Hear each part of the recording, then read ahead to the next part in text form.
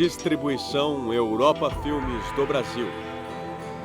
Versão brasileira Lip Sync, São Paulo. História das religiões.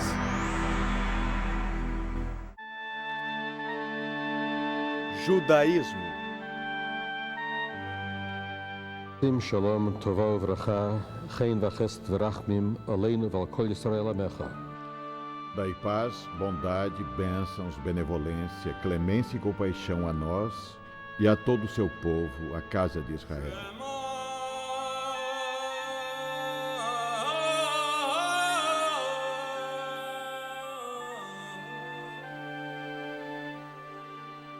Quando falamos de judaísmo e de judeus, primeiro temos um problema de definição. O judaísmo é muito mais abrangente que uma religião.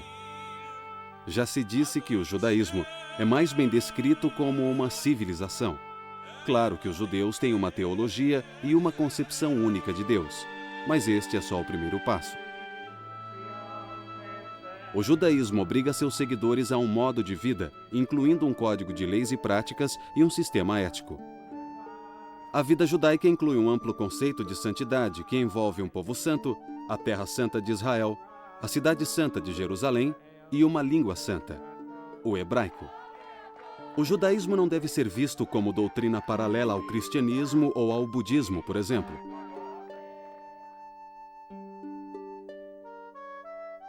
Em grande parte de sua história, o judaísmo foi um sistema amplo de teologia, leis, ética e costumes, tudo para um povo especial, com um idioma especial e uma querida terra natal. Porém, no mundo moderno, definir o que é ser judeu é particularmente complicado. O judaísmo tornou-se pluralista. Boa parte dele corresponde ao significado tradicional da palavra religião, mas uma parte não será identificada como religião aos olhos de muitos não-judeus. Ao embarcarmos nessa jornada, estejamos prontos para explorar áreas que aparentemente são componentes incomuns da religião, mas que são partes intrínsecas da tradição única do judaísmo.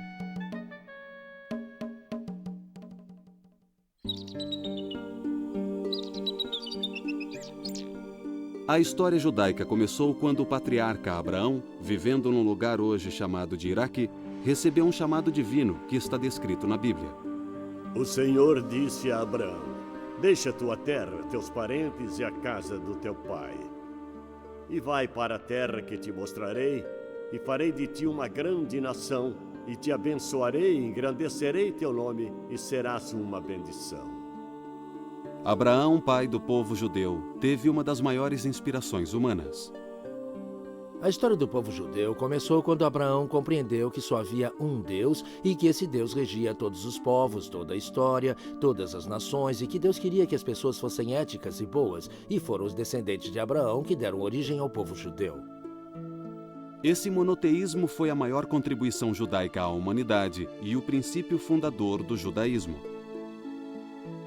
A Bíblia narra que Abraão fez uma aliança, um tipo de pacto ou contrato com Deus. É uma promessa de que sua família se multiplicaria como a areia dos mares e que viveria nessa terra que é regida pelo seu Deus. Eles seriam uma nação poderosa e sua casa seria a terra de Canaã, mais tarde conhecida como a terra de Israel. Alguns séculos depois dos patriarcas, os israelitas foram escravizados no Egito. Mas sob a liderança de Moisés e depois de uma série de experiências extraordinárias, os milagres descritos pela Bíblia, eles escaparam da feroz perseguição do faraó para o deserto do Sinai. No caminho, atravessaram o Mar Vermelho. A Bíblia diz que o mar se abriu milagrosamente para que eles passassem. No Monte Sinai, Moisés recebeu de Deus a revelação básica que conduziria o povo judeu através da história. Da montanha, ele trouxe todo um código de leis e de ética, em cujo cerne estavam os 10 mandamentos. Sou o Senhor vosso Deus, que vos tirou da terra do Egito e vos livrou da escravidão. Não tereis outros deuses diante de mim. Não tomareis o nome. Provavelmente ele recebeu mais do que 10 mandamentos, mas parte da lei pode ter se desenvolvido mais tarde. Moisés pode ter estabelecido os parâmetros básicos para a lei e os detalhes foram inseridos durante a história da comunidade. Mas o que realmente distinguia Israel dos povos vizinhos, dos edomitas, moabitas e outros povos, era o seu sistema legal e o seu sistema moral, e o sistema religioso, a crença em um único Deus. Isso os distinguia dos outros povos da região. Não cobiçarás. O Código Mosaico é conhecido como Torá. Torá significa instrução. Pode ser sinônimo de lei. Pode ser. Às vezes, num sentido bem específico, Torá se refere aos primeiros 5 livros da Bíblia hebraica. Depois de 40 anos vagando no deserto do Sinai, as 12 tribos dos filhos de Israel chegaram à Terra Prometida e a conquistaram. Levou tempo para se estabelecerem, mas tornaram-se um reino unido regido primeiro por Saul. O sucessor de Saul, Davi, fez de Jerusalém sua capital. Ele criou um Israel forte e unido que os judeus nunca esqueceram e que ansiaram por recriar. O sucessor de Davi, Salomão, construiu o Templo de Jerusalém em cerca de 960 a.C.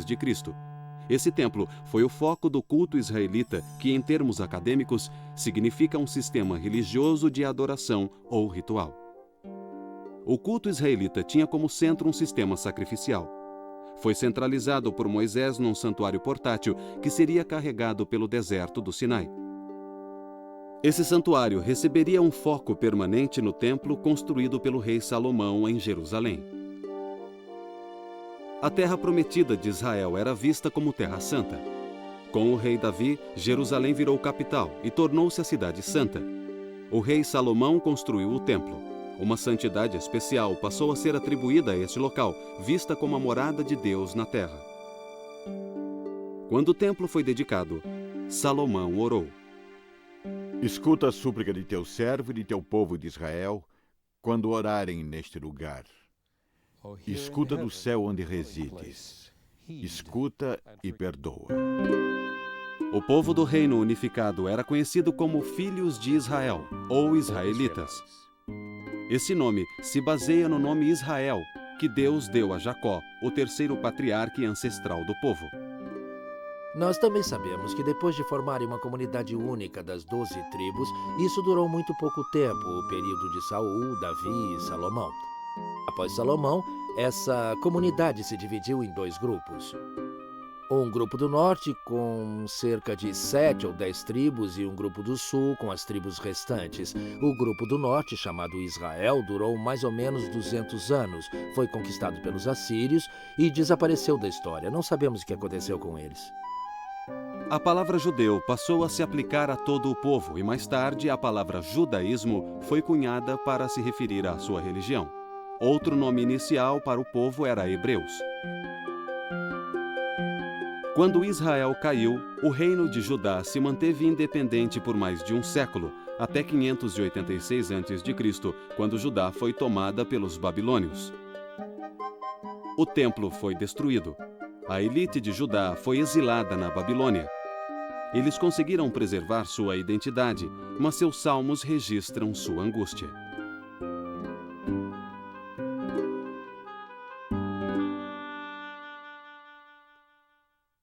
Nos canais da Babilônia, sentamos e choramos com saudade de Sião. Nos salgueiros que ali estavam, penduramos nossas harpas. Lá, os que nos exilaram pediam canções. Nossos raptores queriam alegria. Cantai-nos um canto de Sião.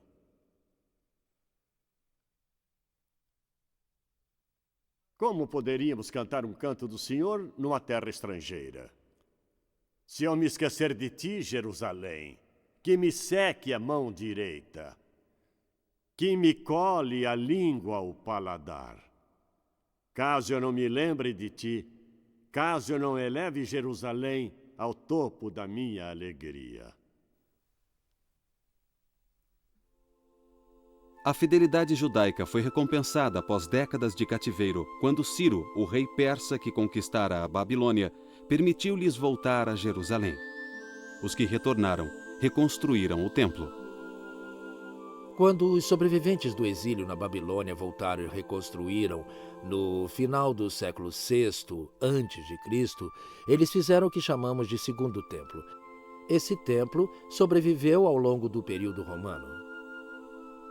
Os repatriados canonizaram a versão oficial do Pentateuco, os primeiros 5 livros sagrados que constituíram a Bíblia hebraica. Da época do primeiro templo até o exílio na Babilônia e entrando nos primeiros anos do segundo templo, Israel foi brindada com uma série de profetas. As falas de 15 desses profetas foram reunidas com escritos históricos e originaram uma segunda coleção de escritura judaica que foi acrescentada ao Pentateuco. Depois veio uma terceira seção, conhecida como Hagiógrafos. Era uma coleção de escritos literários e históricos adicionais. As 3 partes juntas formam a Bíblia dos Judeus, que provou ser um dos documentos mais influentes da civilização mundial. O segundo templo foi reconstruído por volta de 520 a.C. Ele continuaria em pé por mais 6 séculos. Em boa parte desse tempo, os judeus não tiveram soberania absoluta. Eles viveram em 516 a.C. até a destruição do segundo templo em 70 d.C. Naquela terra, embora nunca ou raramente com total liberdade, pois um império após outro conquistou a região. Era quase uma encruzilhada de civilizações. Eles foram governados por vários séculos pelos persas, depois pelos gregos e sírios, mas nos séculos I e II a.C., houve um período áureo de independência sob os governantes asmamitas, também conhecidos como macabeus. Os macabeus entraram em cena por volta de 165, depois que a região da Palestina tinha sido ocupada pelos sírios, controlada por eles, e eles tentaram introduzir ideias helênicas na Judéia, que ficava na fronteira entre eles e seu rival, o Egito, e eles queriam assegurar que a Judéia estivesse bem introduzida em seu reino e bem incorporada ao seu sistema de segurança. Assim, introduziram várias mudanças, colocaram suas famílias no poder, infiltraram suas próprias ideias religiosas e assim por diante, a fim de assimilar a província ao resto de seu império. Esse foi o primeiro golpe que levou à revolta dos macabeus. Este seria o último período de total liberdade para os judeus por mais de 2000 anos. Terminou com a conquista da Judéia pelos romanos em 63 a.C. O último século do período do Segundo Templo foi marcado por grande intranquilidade entre os judeus, ligada à esperada chegada de um Messias que restauraria a glória do povo judeu.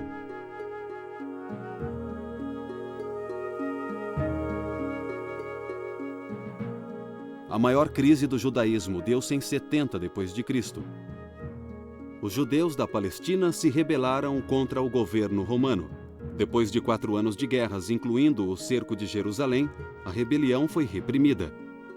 Jerusalém e seu templo foram destruídos. Isso marcou o final da independência judaica. Os romanos deportaram levas de judeus de sua terra, dando início ao que os judeus chamaram de seu exílio, que duraria quase 19 séculos.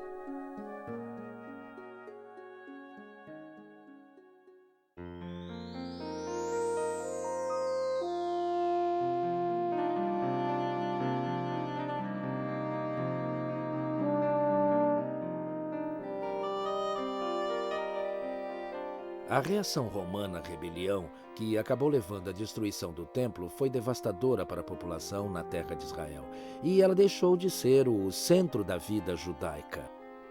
Os centros se moveram de lá e a Judéia estava devastada, desabitada, o templo estava destruído, outras áreas tiveram que apanhar os cacos depois disso.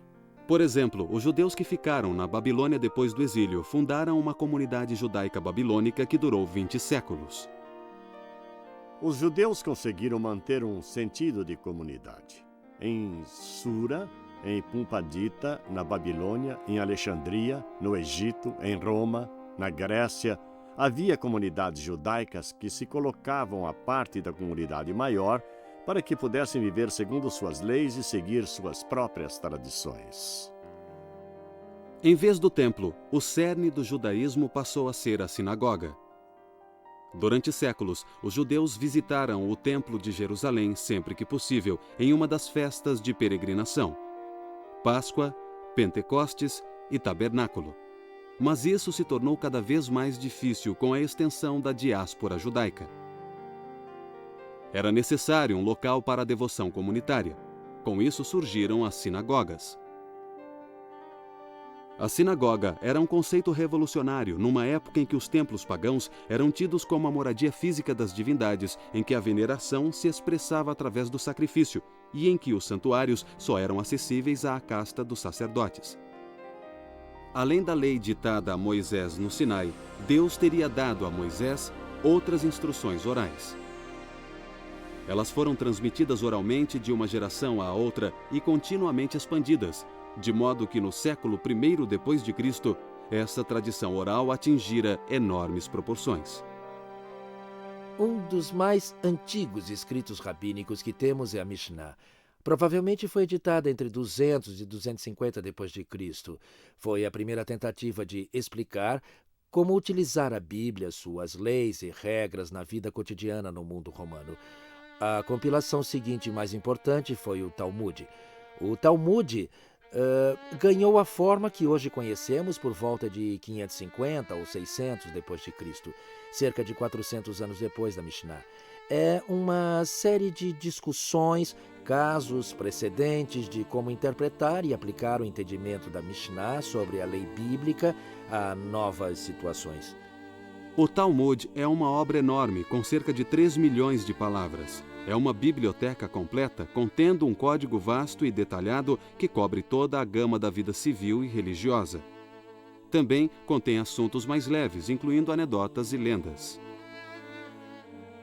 Não parece ter implicações religiosas, mas sim implicações jurídicas. Isso não tem nada a ver com religião. Tem sim, pois significa que as relações entre as pessoas não serão baseadas no poder do mais forte sobre o mais fraco. Ao invés disso, serão baseadas num princípio do que é certo ou errado, conforme enunciado no resto da Bíblia.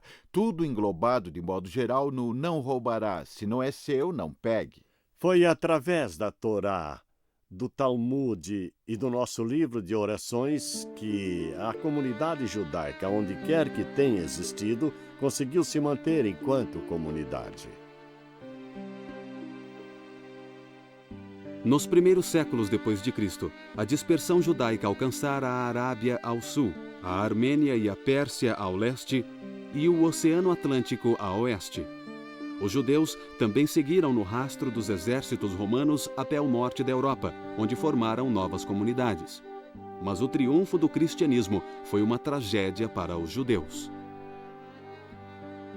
A ascensão do cristianismo no século IV mudou a situação social e política dos judeus no que restou do Império Romano.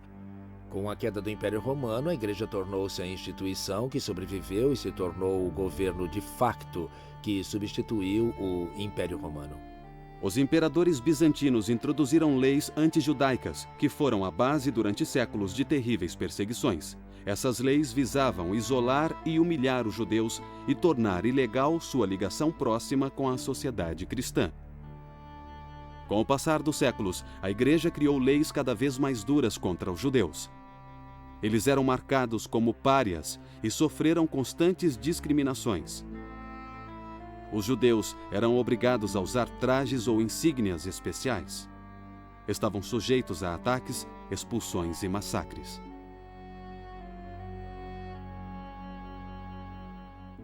Sob tais circunstâncias, não espanta que os judeus confinados em seus próprios guetos tenham se tornado bastante introspectivos e imersos em sua própria cultura. Mas houve exceções em algumas épocas e lugares. Os judeus também participaram do Renascimento italiano com contribuições na ciência, literatura, filosofia, música e até na dança. Porém, de modo geral, a perseguição continuou.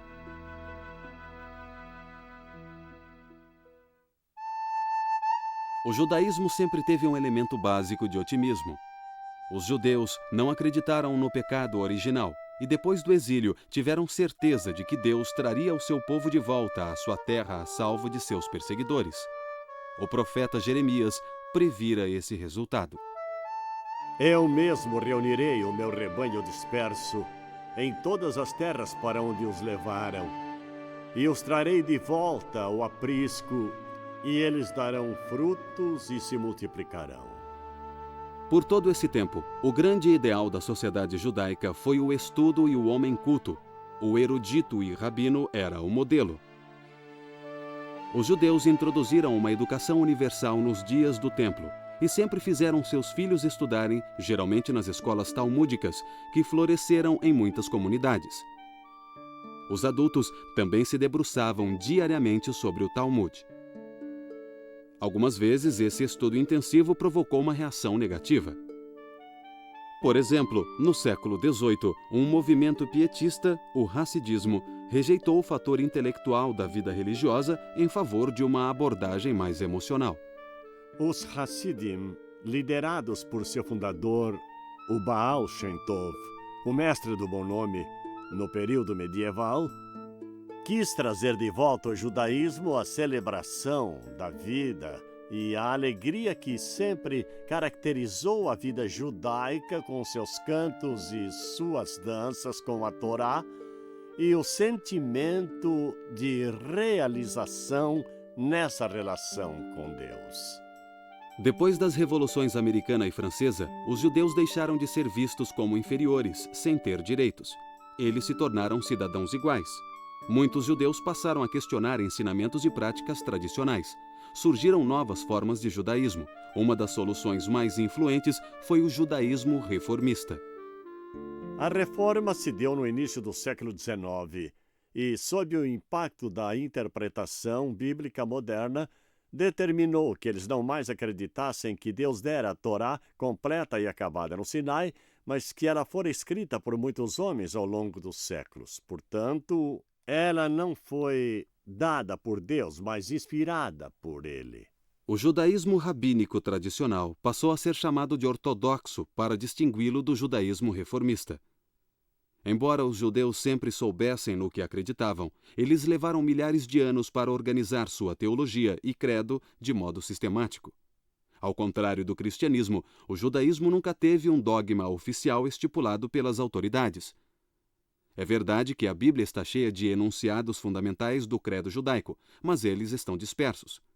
A frase mais crucial aparece no Deuteronômio. Shema Yisrael, Hashem Elokeinu, Hashem Echad.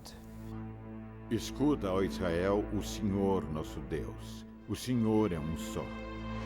Essa frase afirma o monoteísmo e também a submissão do povo a um só Deus.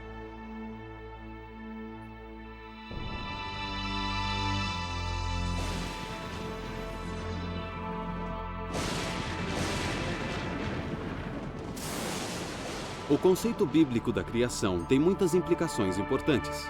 O universo é visto como homogêneo, planejado e formado por uma única mente. O universo não existe por acaso, mas tem um propósito. Não houve um fator de acaso na criação da estrutura do cosmos. Cada detalhe foi divinamente planejado. Deus não se aposentou após a criação, mas continua envolvido em todos os assuntos do universo, emergindo como o Deus da história. A providência divina continuamente assegura a existência do mundo que ele poderia destruir do mesmo modo como o criou. O ser humano feito à imagem de Deus é o ápice e o propósito da criação. Deus, uma imagem? Deus não tem nenhuma imagem. Mas o homem tem características do próprio Deus que o diferenciam de todas as outras criaturas. Deus tem inteligência no seu nível, a seu modo. O homem tem uma mente. Mesmo que outros seres tenham algum tipo de inteligência, nenhum seria capaz de desvendar a teoria da relatividade. O homem é a inteligência. Talvez ainda mais importante que isso, e eu digo talvez, o homem pode fazer uma escolha moral. Eu decido se vou roubar ou não vou, se vou humilhar ou não vou humilhar outra pessoa. É pecado humilhar alguém. Eu decido isso. É a minha escolha moral. Nenhum instinto me obriga a agir de modo certo ou errado. Não há poder no céu ou na terra que force o homem a pecar ou a praticar o bem. É uma decisão do homem. Ninguém obriga Deus, ninguém obriga o homem. Por isso somos feitos à imagem dele. Esta é a essência do judaísmo.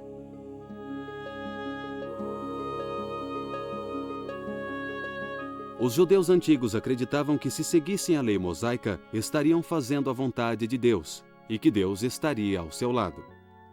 Na tradição judaica, os homens iam à sinagoga 3 vezes ao dia para orar e para manter um sentido de comunidade. Os rabinos exigiam um limite, um número mínimo de 10 homens reunidos para a prece, a fim de terem uma experiência completa. Isto era muito importante, que eles dependessem uns dos outros para manter essa relação de veneração com Deus. O nosso livro de orações foi composto há cerca de 25 séculos. Eles examinaram a Bíblia e encontraram expressões que são adequadas à oração. Em um lugar diz: cura-me, Senhor, e eu serei curado. Bom, aí está, é uma prece maravilhosa. Eles fizeram uma única modificação. Não cura-me, mas cura-nos. Não eu serei curado, mas nós seremos curados. Essa ideia cria a dependência. Uma comunidade fica para sempre, ela continua indefinidamente. Os indivíduos são substituídos, mas a comunidade segue existindo. A comunidade tem responsabilidade para com todos dentro dela. A sinagoga tradicional era o centro da atividade comunitária. Ali, o judeu vivia boa parte da vida, sonhava e comungava com Deus e com seu vizinho. A sinagoga é o foco da comunidade para os judeus. A sinagoga é essencialmente, na nossa tradição, uma casa de veneração, uma casa de estudos e uma casa de companheirismo. São esses 3 aspectos da vida da sinagoga que unem a comunidade e a mantêm unida. Anochi Adonai Elohecha, asher hotzeisicha me'eretz Mitzrayim mibeit avadim.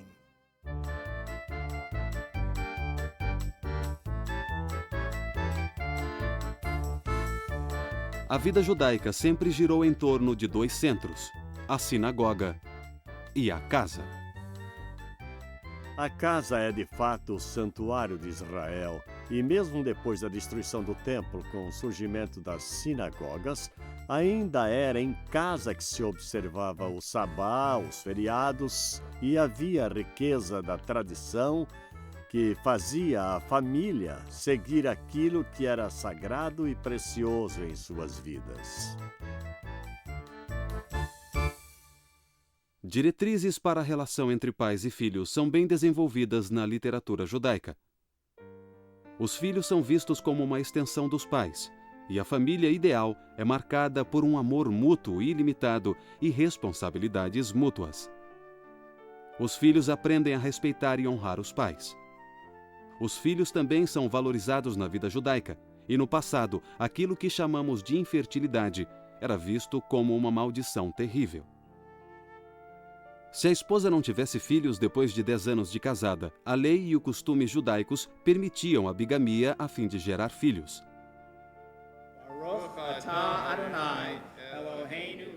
A vida judaica adquire um significado e um ritmo especiais com sua enorme variedade de festas, festividades e eventos em família. Esses eventos pontuam o ano judaico e lhe dão tempero e um caráter único. Esta é uma das maravilhas do judaísmo para mim. Ele celebra a vida dos nossos feriados e das nossas atividades diárias. Mas se me perguntarem qual é o feriado mais importante que celebramos, eu diria o Sabá. No Sabá, uma vez por semana, o judeu se dedica à sua família, à sua comunidade e a seu Deus. Nesse dia, você se afasta das preocupações e tarefas que o afligem durante os 6 dias da semana. É uma ocasião em que a família se reúne. Há uma refeição especial na sexta-feira à noite. A família relaxa ao redor da mesa de jantar e canta canções de sabá. Depois vai à sinagoga ou ao templo para o serviço religioso com a comunidade. Mas o sabá também é um período para estudar.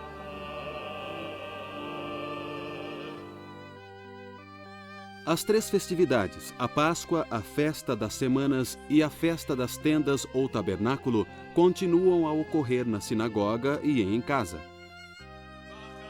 Estas seguem sendo ocasiões alegres. A primeira dessas 3 festas é a festividade pascal da primavera. Em tempos antigos, a Páscoa marcava o início da colheita da cevada. Também era o aniversário do êxodo do Egito. Antigamente, os peregrinos de Jerusalém na Páscoa sacrificavam e comiam o cordeiro pascal em agradecimento por esses eventos. A última ceia de Jesus é geralmente vista como uma refeição de Páscoa. A festividade da Páscoa dura uma semana e, em memória das dificuldades dos ancestrais, os judeus só podem comer pão não fermentado na forma de bolachas. A Festa das Semanas ocorre 50 dias depois da Páscoa. Na época do Templo, essa festividade agrícola celebrava os primeiros frutos do início do verão, e o peregrino trazia uma oferenda da colheita do trigo ao templo. Essa festa cai na data tradicionalmente associada à entrega da Torá a Moisés, no Monte Sinai. Por isso, também é conhecida como a Festa da Entrega da Lei. A terceira principal festividade de peregrinação ocorre no outono, depois da colheita. É chamada de Festa das Tendas ou Festa do Tabernáculo. Era a mais alegre das 3 festividades. Seu simbolismo histórico é a comemoração dos 40 anos de andanças dos filhos de Israel pelo deserto. Naquele tempo, os israelitas viviam em tendas ou tabernáculos. Os judeus, durante a festividade, vivem em tendas, nos jardins, terraços ou telhados das casas.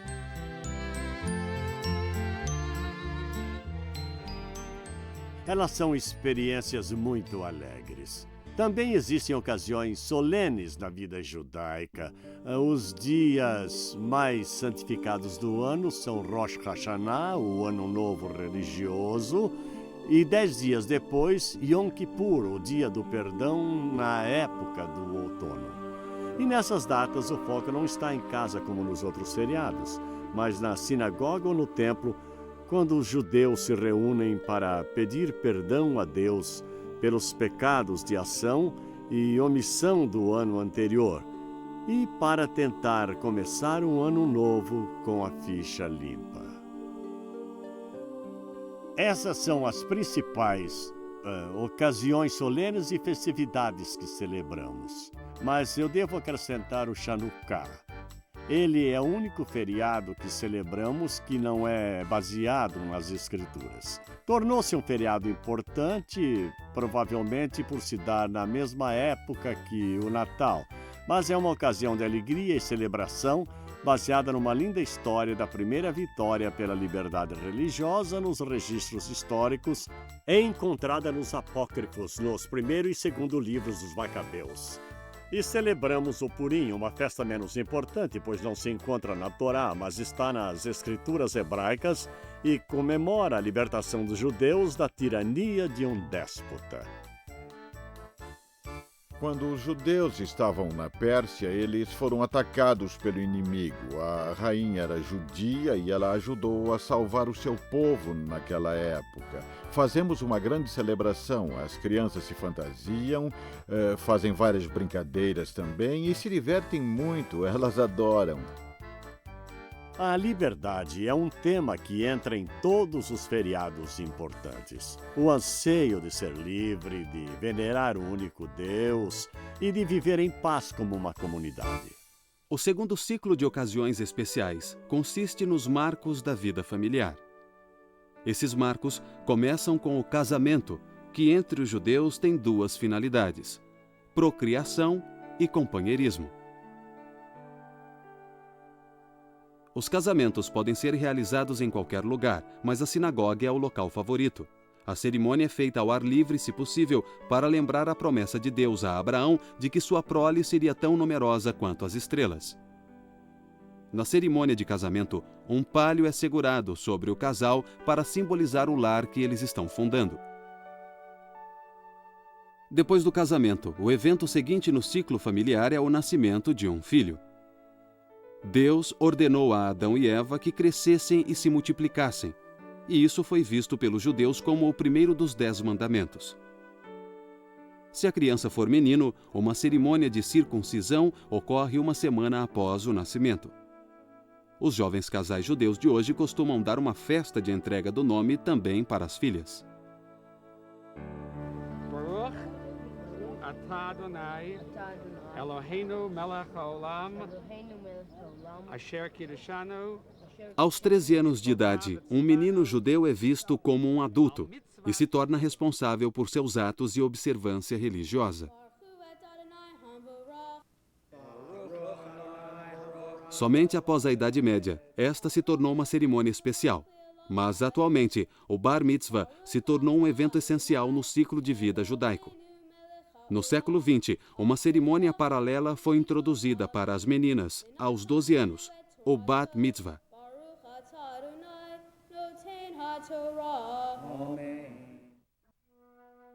As leis judaicas para o velório são detalhadas. O enterro deve ocorrer o mais rápido possível, uma prática que reflete a origem do judaísmo num clima quente. Os judeus ortodoxos se opõem à cremação, pois acreditam que ela nega a possibilidade da ressurreição do corpo. Mas a cremação é permitida no judaísmo reformista. A vida sendo tão preciosa, o judaísmo diz que a morte não deve ser precipitada pela eutanásia ou qualquer ação que a antecipe. Em geral, o princípio ético básico é que quando a vida estiver em jogo, qualquer outra lei cai por terra. A vida humana vale mais que tudo. Somente 3 proibições são maiores que a preservação da vida. Não se podem fazer estas coisas mesmo que alguém morra. São elas cometer incesto, praticar assassinato ou idolatria. Mas em tudo mais, a preservação da vida prevalece. Do Código Mosaico, os rabinos derivaram 613 mandamentos para os judeus cumprirem. Como vimos, muitos deles estão ligados à sinagoga e à vida familiar, às festas e aos jejuns. Centenas de mandamentos estão ligados ao ritual do templo e à vida agrícola no Israel antigo, e esses não são usados há quase 2000 anos. Mas outros mandamentos afetam todos os aspectos da vida cotidiana. Os mais óbvios são as regras de alimentação, kosher. Muitos animais são totalmente vetados, incluindo crustáceos e carne de porco. Há regras básicas para o ritual do abate dos animais para assegurar uma morte rápida e humana. Outras regras prescrevem, como extrair o sangue, que é visto como sede da vida. Os rabinos também derivaram da Bíblia o veto de comer laticínios junto com carnes.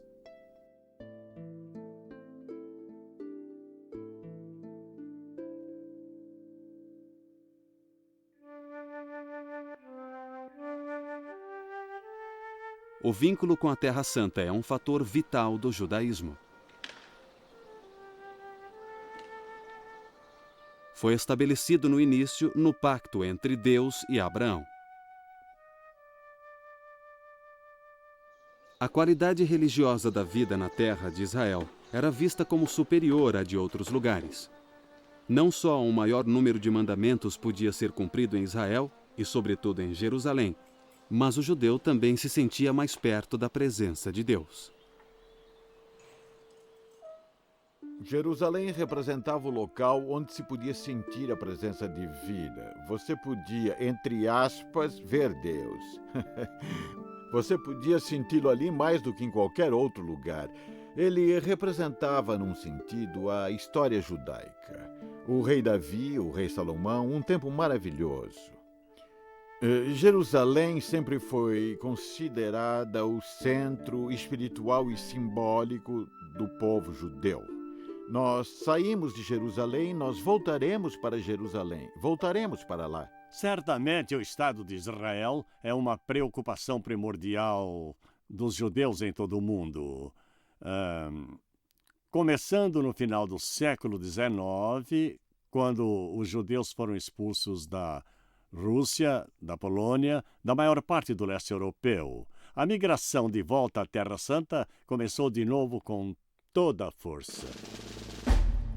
E aí veio Hitler e a tragédia do Holocausto. Parte da tragédia é que os judeus, que talvez tenham escapado da tirania nazista, não tinham para onde ir.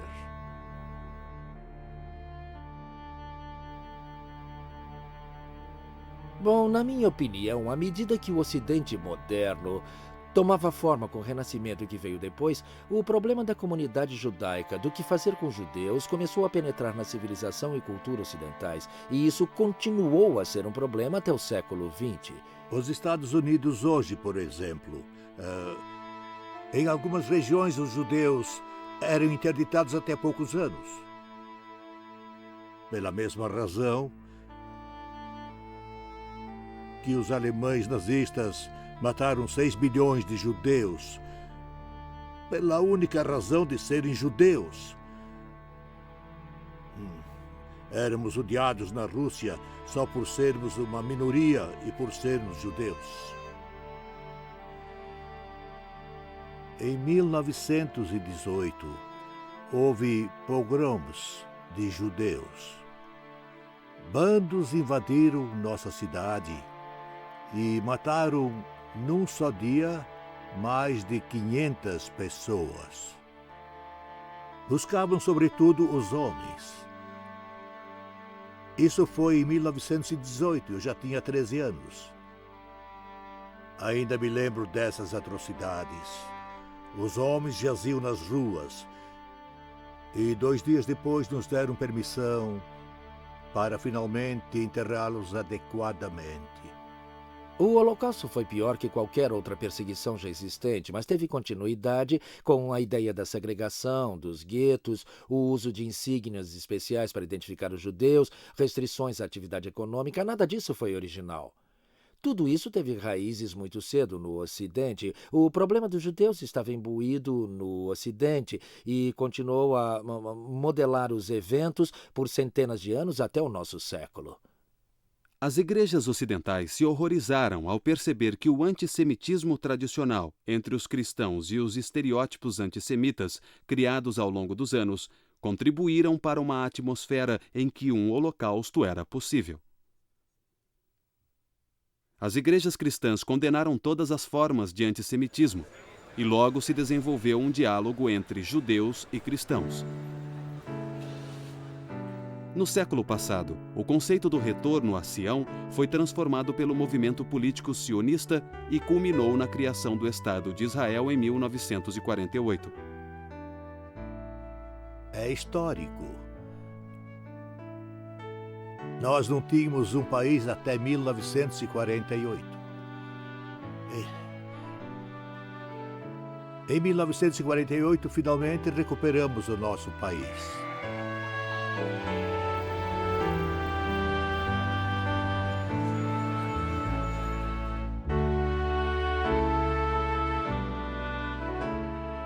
Qual é a posição do judaísmo atualmente? Bem, é intensamente pluralista. Hoje, há cerca de 12 milhões de judeus no mundo, cerca de 6 milhões nos Estados Unidos e 4 milhões em Israel. Estas duas comunidades são os polos gêmeos em volta dos quais giram a vida e a cultura religiosa judaica. No começo do século XX, um escritor franco-judeu, Edmond Flank, tinha vínculos tênues com o judaísmo. Então, sob o impacto do antissemitismo francês, ele se tornou um judeu comprometido. Ele escreveu um credo que expressa lindamente a visão judaica moderna.